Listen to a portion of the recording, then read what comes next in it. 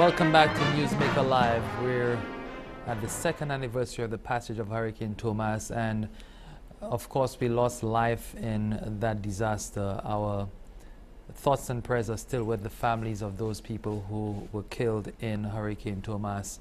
And it's just a sobering reminder of how vulnerable we are and how quickly things can change. You know, healthy people otherwise. One night of rain and wind and they were gone forever. I'm here with Timothy James of Wasco and also Don French, the director of NEMO, and we're recounting the events of Hurricane Tomas 2 years ago, looking at how we have learned from that experience and what we can do going forward to prepare us better. Also, we want to look at the state of our infrastructure at this point, 2 years hence from Hurricane Tomas, and what still needs to be done, because a lot has not been done as far as reconstruction and recovery after Tomas. Now, Don, you know, in NEMO, you are the lead agency for disasters. You lead disasters on the island. Okay. And I chose my words carefully. We talked about the response of the public to disasters, and because we have not, since Hurricane Tomas, we have not experienced anything close to that. You know, thank God we have not. We seem to have relaxed a lot, but we don't know when the next one will come around. Hurricane Sandy, Superstorm Sandy, could have as well hit us before it got to the US, you know, and people seem to not care anymore, and it's just 2 years gone. Why do we forget so quickly? It's a human condition. I don't know if it's a coping mechanism, but that's how humans are. The further away you are from your last event, the more likely you are to be complacent about it. And then eventually, if it's far away enough, the society forgets as a collective. And the people who experience it die off. They're no longer there to recount what happened. And so the generation that is here, that may be there at the time, have absolutely no concept and no experience. And to put it in context, for example, when Grenada got hit with Ivan, it was 49 years since the last hurricane came through, which was Janet. Yeah. And that's 2 generations. There were people around now who did not experience Alan, and they're adults. But I experienced Alan. I was a teenager. So, and if Tomas hadn't come around, then who knows, my generation would die off and there'd be nobody to remember what happened with Alan. So it's just the cycle of things. And there's also the component where you don't think it's going to happen to you, which is interesting, because I was watching Anderson Cooper last night. And he was saying, you would think that having gone to so many disasters around the world and covered them, I would have been more prepared. And my home is under 2 feet of water, and I was completely unprepared because I thought it would not happen to me. So, you know, what do you leave for the average person? Yeah, that is so interesting.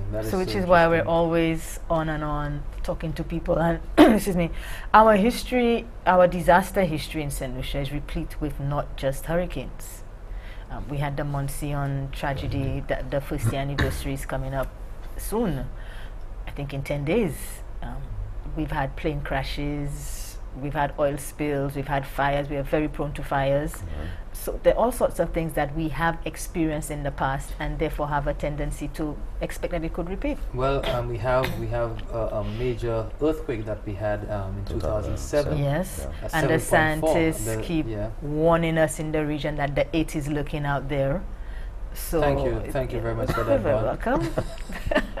That's not comforting at all. It's not. Actually, my prayer is that it happens, you know, way down the line, you know, I remember 100 that years because from I it. ran out of that newsroom and, you know, somebody is saying, what if the poles drop? And I'm like, oh my God. So I'm out there and I'm seeing the parking lot moving like waves. That was scary. And And as you said, So Saint you can Tisa- empathize Saint Tisa with what the predicted. Haitians felt Yes. when they had theirs in 2010. Mhm. So there are many things that we are vulnerable to, not just storms, Mhm. and we tend to. It's understandable because, as you said, we have the hurricane season, June to November, and of course we still have 1 more month to go. Who knows what the Right. next Happen. weeks are going to bring for us? Mhm. Hopefully, it will be all clear. As I told people today, we had a sunny Journée Creole. We did not have For a a sunny long time. Journée Creole for A 2 long years time. ago. Mhm. Because Tomas came through and Yeah. totally disrupted During- Journée Creole right, activities. exactly. Yeah. So we had a very nice sunny Journée Creole, but even on the day I was thinking, wow, 2 years ago it was not nice and It was sunny. a sunny as And well. how many people would have thought or remembered that it was Journée Creole when Thomas, or the eve of Journée Creole when Yeah. Thomas passed, Because while they celebrated Yeah. on Sunday, you Yeah. know, with their family, with their friends, and taking in all the activities. Now Tim, a major concern for Wasco, obviously, is the John Compton Dam. Mhm. 2 years ago, on the 29th of October 2010, the siltation levels at the John Compton Dam were at 3%. On the 31st of October 2010, the siltation level was 33%. Just talk about that and what sort of predicament we're in if there is a drought or if there is further siltation at the dam. Well, as you indicated, we lost 43% of our actual storage of the John Compton Dam, and that spells trouble for us, especially if you have an extended dry season. But that means you have roughly about 2 months of water, and when I say 2 months of water, that means rationing the water and not supplying residents at the normal, say, 8 million gallons of water per day. And to make it worse, you do not have the gravity intake from Millet, which was damaged after Hurricane Thomas, to augment the supply. So definitely we're in problems if we have a long extended dry season. What we're doing on our side, looking at alternate sources, we still looking at rehabilitating the Vanna system so that upcoming dry season at least we have something to fall back on. We still have to do work, as I indicated, on the Millet gravity intake, so that could also assist us. So definitely we need to do something about the John Compton Dam in terms of desilting it. It can only be done during the rainy season because it's because of the fact that we're using the water to supply to residents. We cannot do it in the dry season because you're going to affect the quality of the raw water and give a problem in terms of treatment and stuff. So in terms of desilting, it has to be done during the rainy season. And as you know, it's a heavy cost, and various agencies are now looking at that to see how we can get it funded and actually get it done. Now, we have had pretty much a dry rainy season this time around. We have not had the amount of rain that we usually see on St. Lucia during the rainy season, and that might spell a little worry for us come December.